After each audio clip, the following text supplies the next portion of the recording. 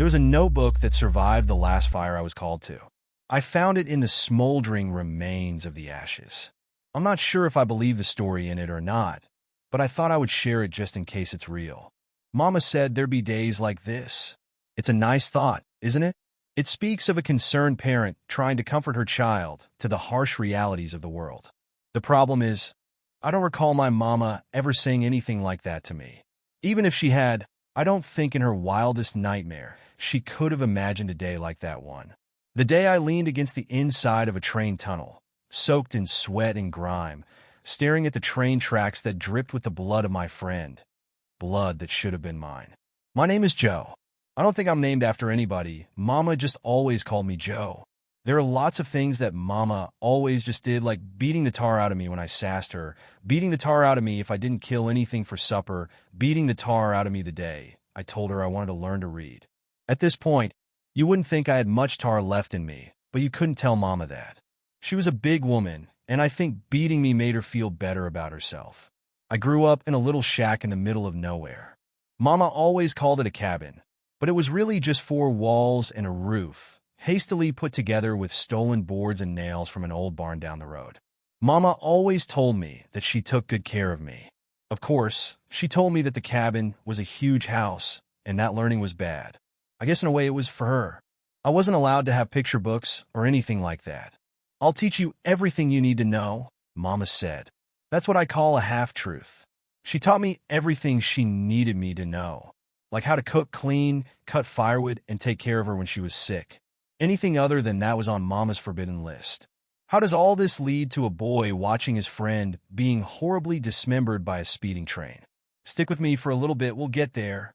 Mama didn't have a job. We hunted and grew food.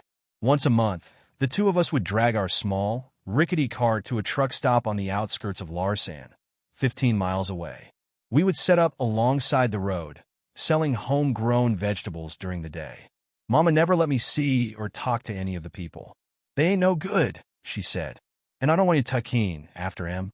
Mama had a special word for the people who lived in any town, arrogant. I didn't know what it meant at the time, but found out later that it meant folks who don't see things the same as Mama. At night, we would go shopping in dumpsters. The next day, we would head back home with a few dollars in Mama's pockets and a cart full of treasures. Frost Creek was only 2 miles from the cabin, but to reach it, you had to walk through a railroad tunnel. Yet another thing that was on Mama's forbidden list. That tunnel took your daddy away from me. I ain't gonna let it take you too, she said. The funny thing about curiosity is you can bottle it up, but once it's out, there ain't no way of getting it back in. I found an old children's dictionary on one of our trips. You remember the kind that had the pictures beside the words? Well, I started looking at that book, and before you know it, the stopper was out of my bottle. I lost a lot of tar the day Mama caught me with it. We ain't reading folk, she screamed as she beat me. Nothing in that book is going to put food on the table. But being young, dumb, and, well, whatever, I snuck the book away from her and hid it. This was the beginning of my new life.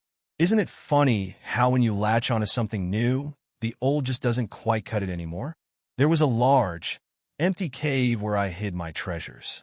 The few children's books that I had snuck home, my dictionary, and a pair of dress shoes that actually fit.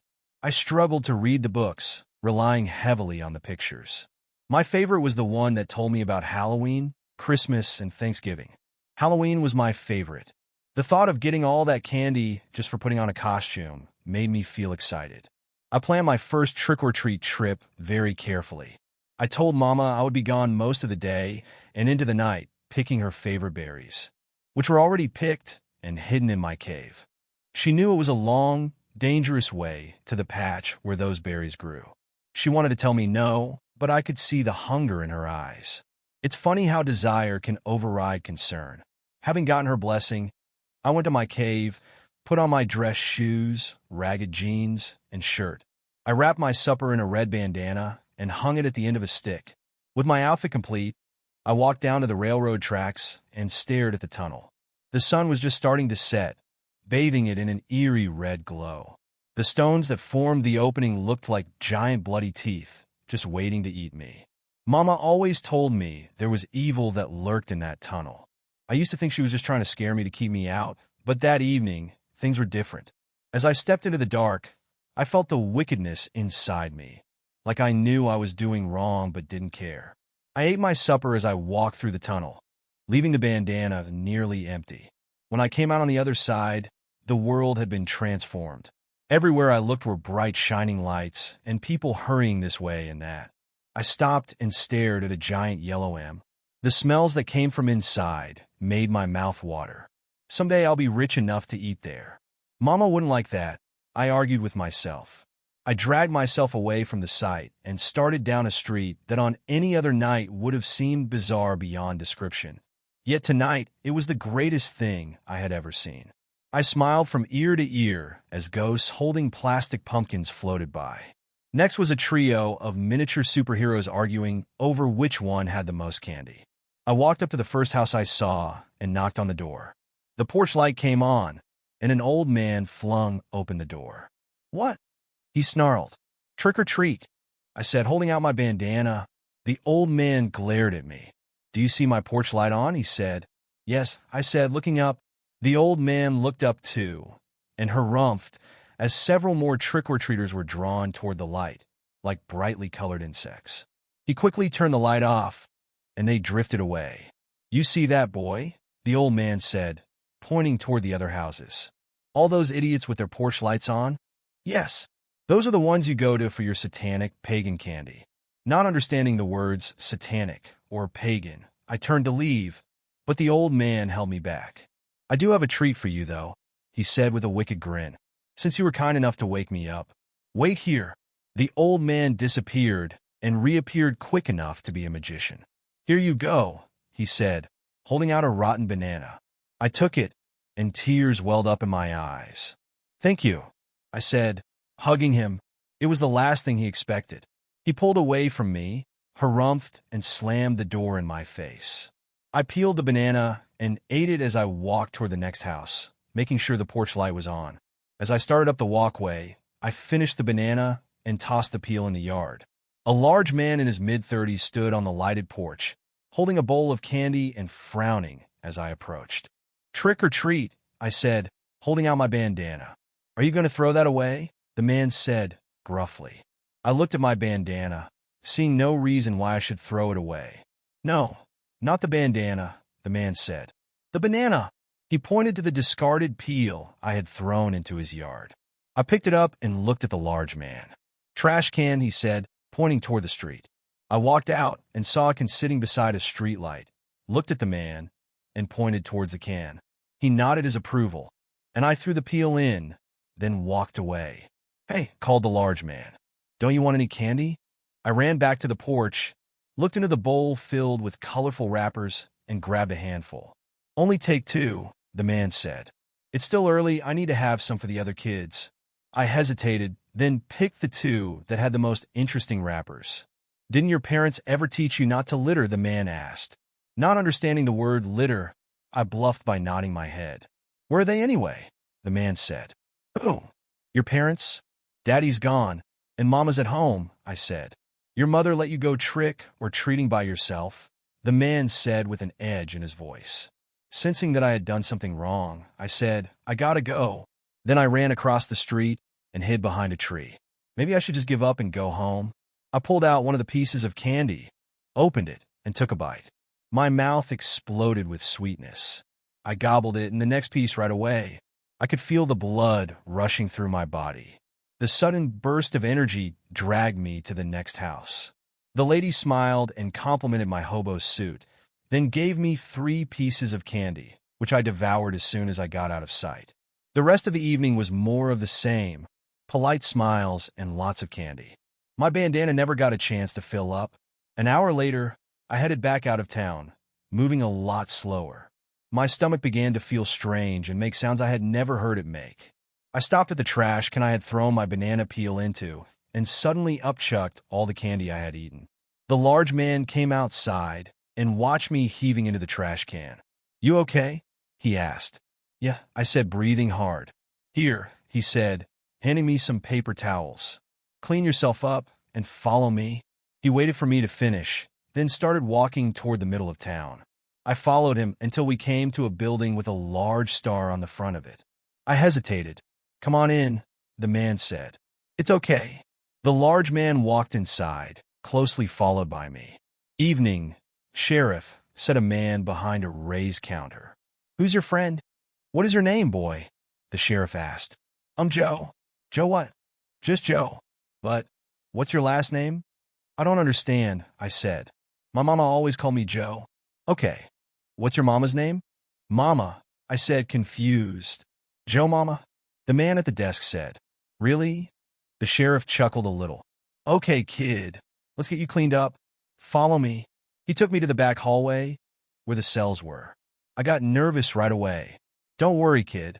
I'm just letting you shower and get some clean clothes. After I showered and changed, he brought me back out, took my picture and prints. Let's run them against the National Runaway Network, he told the deputy. Sure thing, boss. Nothing came back. Joe, how long have you been living on the street? The sheriff asked. I didn't know what to say, so I didn't say anything. Where does your mother live? Once again, I was silent. Think I know exactly what you need to loosen that tongue of yours. Come on. He left the station, with me tagging along carrying my old clothes. How's your stomach feeling? He asked. A little better, I said. Good, because we're here. It was a large 2-story brick house. I could see from the street lamp that the house was well kept. When the woman answered the door, she seemed familiar. Hello, Sheriff, she said cheerfully. Hello, Marcy. I have someone for you to meet. We've already met, she said, smiling. He was dressed like a hobo. Well, I'm not sure it was a costume. I think he's a runaway. She shook her head and made a sad, clucking sound. Come on in. I've got to get going if it's all the same to you. Sure, Sheriff, she said. You know our door is always open.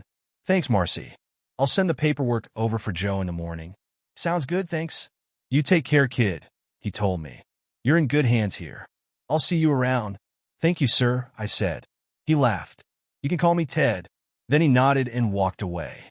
Marcy showed me my room, apologizing for how small it was.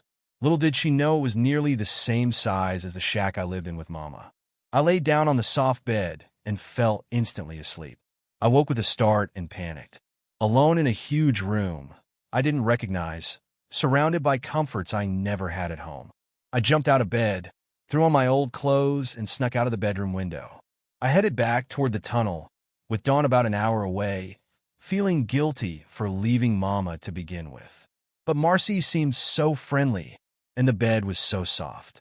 By the time I reached the tunnel, my mind was in an all-out war with itself over which place to call home. Lost in thought, I wasn't paying attention to where I was and had meandered into the tunnel. Instead of going through it as quickly as I could, I kicked rocks and pondered life. Ray was the closest thing I had to a friend. He lived in a shack 2 hollows up from the one I lived in. He was born with only one working arm. The other one just wasn't there. One tiny finger grew out of his shoulder.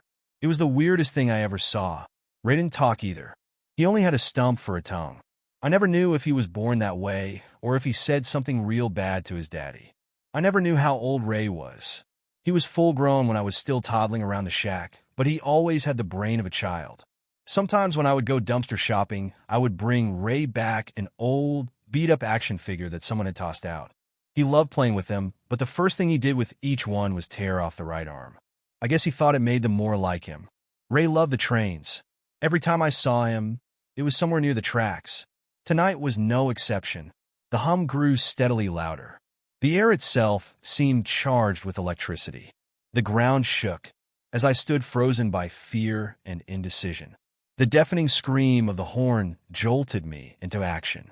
As I ran, the realization washed over me that I was about to die horribly. I stumbled blindly into the powerful light, helpless and lost. Suddenly a hand grabbed me, yanked me back from the tracks, and shoved me into the emergency cutout as the train careened past. The wind from the passing train made me cover my face. Once the train had passed, I looked around to see who my savior was, but no one was there.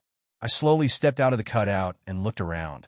10 yards away, sitting in between the tracks, was a colorful piece of plastic. I picked it up.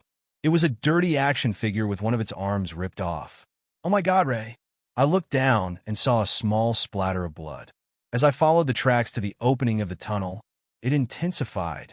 By the time I tasted fresh air, The rails looked like the floor of a slaughterhouse. So that's how I came to be there, watching my friend's blood drip down off the cold steel rails. The noblest self-sacrificing act I had ever witnessed, and I was the only one who knew about it. If that was the end of the story, most of you would just sadly shake your head and move on. But the story was just beginning. I stood at a crossroads in my young life. If I went back home and told Mama what happened, I would lose a lot of tar for going through the tunnel and lying to her. If I just up and left, Mama would come looking for me, and God knows what would happen if she found me. I ran to my cave, threw all of my important things in a ratty old backpack, then ran back to the tunnel. Next, I took the basket full of berries, threw them here and there anywhere there was blood, then sat the basket in the middle of the tracks and waited. I could just see in the light as dawn began to fight off the darkness. "Joe," came Mama's voice. I froze. I didn't think she could see me. She was probably just calling out, hoping I was close enough to hear her. My resolve waned every time she called my name. Finally, I saw two lights. One was Mama's old hurricane lamp, and the other was an oncoming train. My heart leaped and failed at the same time. The train approached quickly. Its horn nearly deafened me. It drove into the tunnel, destroying the basket. As soon as it passed, I ran through. Just as I came out, the lamp appeared at the other end. I slowly peeked around the corner and could barely make out the silhouette of a woman on her knees between the tracks. She was rocking back and forth, holding something in her arms. Finally, I realized it was the remains of the basket. My heart nearly failed me. I wanted to run back to her and tell her it was all right. I took half a step forward, then remembered Ray, not wanting his sacrifice to be in vain. I quickly turned my back on the tunnel and started toward town. 10 minutes later, I climbed back into the open bedroom window, closed it behind me, and turned around to see Marcy standing there with her arms folded. "That's strike one," she said firmly. "You never leave this house without asking first." "Sorry," I said, hanging my head. "Well, come on then and get some breakfast." "That's it? What else were you expecting?" "A beating." "Who beat you?" Marcy asked, her eyes moist with sympathy. "Mama," I said, shrugging my shoulders. She hugged me tightly and whispered, "I will never beat you." She suddenly released me and went downstairs, dabbing at her eyes. I followed and ate the largest breakfast I'd ever had. It didn't take long for me to start thinking I had picked the right household. The year was full of ups and downs. Marcy and her kids, Paul and Sharon, not only welcomed me into their house, they took me on as their pet project. I had never heard the phrase foster family before. Within 6 months, I had caught up on years of neglect and was able to go to school only one grade lower than my age bracket. They rallied around me as their cause, and we became a true family like I had never known. The Lord giveth, and the Lord taketh away. Next Halloween, I went trick-or-treating again. Sharon had just turned 14 and decided that she was too mature for trick-or-treating.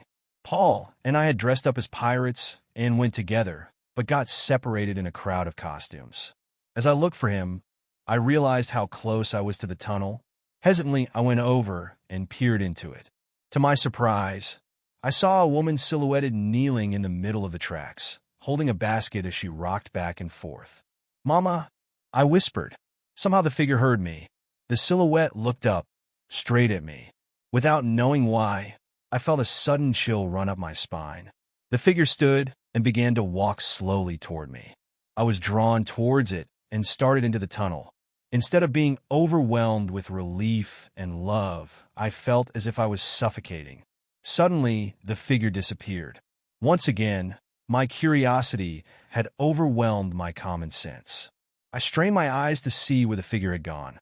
I pulled out a small flashlight and shone it around the tunnel. My shadow seemed bigger. I shone the flashlight on it, but it didn't go away.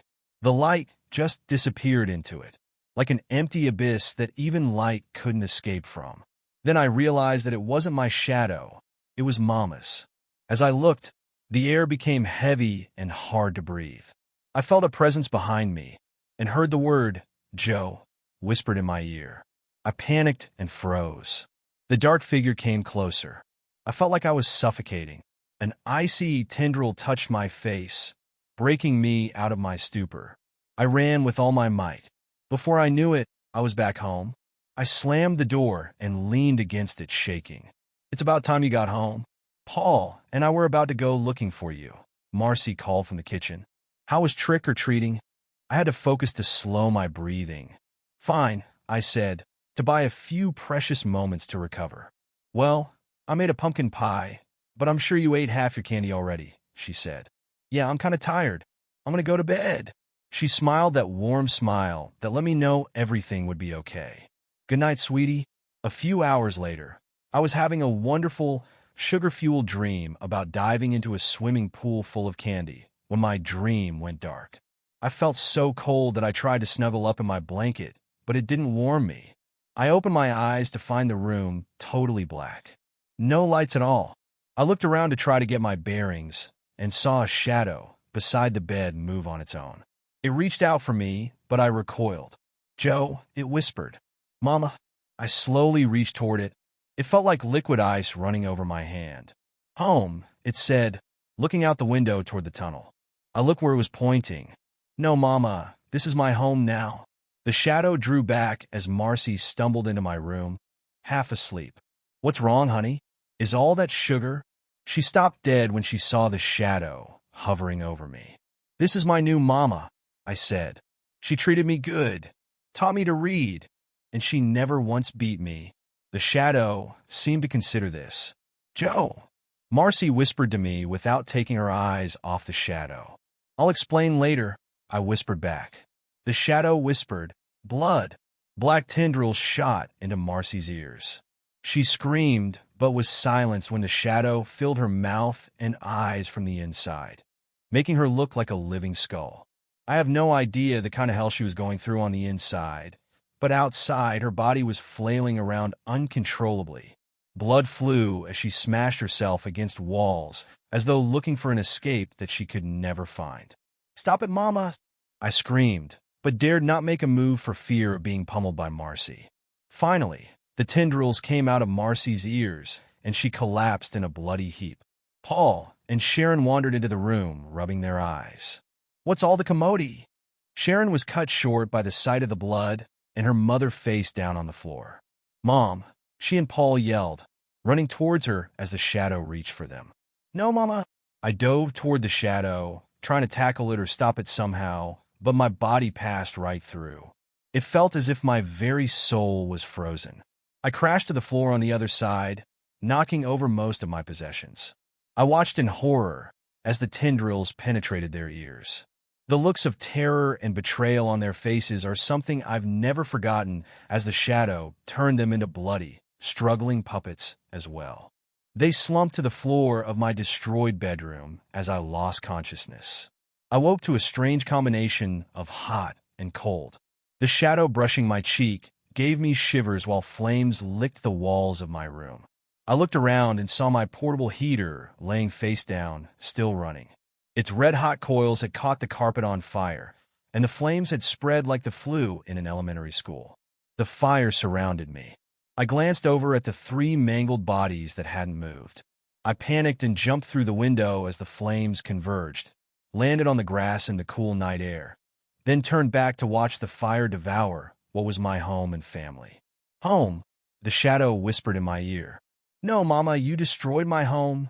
"Home," it hissed, while tendrils hovered next to my ears. "Go ahead. I would rather die than go back with you." It hovered there as the mournful wail of fire trucks sounded in the distance. I reached out to the shadow. "Let me live my life, Mama. When it's done, I swear I'll come home." The tendril encompassed my hand as I fought the urge to pull away.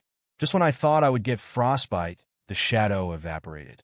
I collapsed onto the wet grass and stared at the flames as they climbed high into the night sky. The smell of plastic and wood burning made me feel like my own flesh was burning off of my bones, leaving me dead inside. The mournful wail ended as the fire trucks pulled up and bathed the neighborhood in flashing red light. One of the firemen guided me away from the house, sat me on the curb, and threw a blanket over my shoulders. Slowly, they got control of the fire. The angry orange flames were quenched like my hopes and dreams of a normal life. I watched as 3 gurneys, each holding a body, were wheeled out of what was left of the house. They each bypassed the ambulance and went straight to the coroner's van. I sat silently, staring at the ground. "Joe," Ted said. My eyes didn't move, didn't blink. Questions flew from everywhere. The EMT, the sheriff, the judge, the jury. I didn't dare tell any of them the truth. After the trial, Ted drove me to my new home. We pulled up to a huge brick building, surrounded by fences covered in razor wire. The sign in front said, Larson Mental Institute. The gate opened, and he drove inside. After he parked, he slumped forward against the steering wheel for a moment, then let out a long sigh. "Look, kid, if you do get better, I'll bring you back. I promise." 4 orderlies came out and took me inside. I'd like to say that my time at the Institute was helpful and productive. I'd like to say that I learned a lot and came out a better person. I'd like to say that Ted was as good as his word and came to get me when my time was up. As a wise man once said, 2 out of 3 ain't bad. I've written more journals about the other things that have happened to me in my life, but there's still a little more left to this story. 50 years later, Grandpa, did that story really happen? Emily said, looking up into my face. Of course it did, I said. Are you calling your grandpa a liar? No, sir, she said. But whatever happened to that boy? He got better, grew up, got married, and had a wonderful family, I said, smiling. Okay, honey, Joe Jr. said. It's getting late. We better get going. Emily hugged me and got down off of my lap. Look at me, Grandpa. I'm a princess, she said, twirling in a circle. And a beautiful princess, too, I said. I hope you get lots of candy this year. Here's some to get you started. Then I put a handful of candy in the little plastic pumpkin she was carrying. She smiled and kissed me on the cheek, then skipped to the car. Well, we're going to get going, Joe Jr. said. Lots of trick or treating to do. I can't believe she's in 2nd grade already. Where does the time go? Joe Jr. said, looking at his watch. Where indeed? I said, looking at Joe Jr. Are you sure you won't come live with us? Mom's been gone for over a year now. You know I can't do that. I made a promise. Please, Dad, not this again, Joe Jr. said, putting his face in his hands. I thought they cured you of this at the Institute. Aren't you taking your meds? I smiled, but there was no warmth in it. Son, they can't cure my problem with medication. I pulled out a pocket knife and started to whittle. Joe Jr. just bowed his head in resignation. Okay, love you, Dad. Love you too, son. Emily waved as they drove their new SUV over the dirt road that crossed the tracks and started the long, winding trip toward town. I watched them go as I whittled absently. The red, orange, and yellow leaves had given way to the dull browns. Soon winter would rear its ugly head. I smiled as I looked at the empty woodpile, with a complete lack of concern. My jaw clenched as the air around me grew heavy. A shadow appeared in the chair. I continued to whittle, trying my best to appear as if its presence didn't disturb me. The shadow reached its hand over and gently laid it on top of mine. Home, it whispered. Yes, Mama, I'm home. I smiled, ignoring the chills that shot up my arm, sat down the piece of wood I had been carving into a train engine, picked up my pipe, packed it with tobacco, and lit it. I took a long draw on it and watched the match continue to burn. The flame seemed to mesmerize me, as if staring at a microcosm of my entire life in that tiny, glowing chemical reaction. I barely ever smoked, but today was different. Today was a special day. As the flame burned down to my fingers, I dropped the match on top of the pile of whittled wood shavings, then got up and went inside. The recommended dosage for my sleeping pills was 2 as needed. I took 2 dozen and swallowed them with a glass of water. As I write these last words that I will ever write, I just wanted to say a few goodbyes. To Ray, thank you for sacrificing your life to save mine. To Ted, thank you for giving me a new one. And to Mama, burn in hell just like I will. I laid down on the old, worn cot and looked around the cabin one last time. Night, Mama, I mumbled to the shadow. The shadow caressed my face, causing me to shiver. I laid my notebook down, set it in a bucket, and placed a blanket on top of it. Fire crews worked through the night to control the blaze before it became a full-blown forest fire. Once it was out, they investigated the cause. They found the remains of the cabin and the remains of Joe. The fire had started on the front porch beside what was left of a wooden chair. There wasn't much left to identify, except a notebook that had been covered up in a bucket. The very notebook I'm reading this story from. As they searched, they also found 2 graves. One was freshly dug and empty. The markers were badly burned, but still legible. The first one said, Mama, and the second marker said, Joe, followed by a short passage. Death, where is thy sting?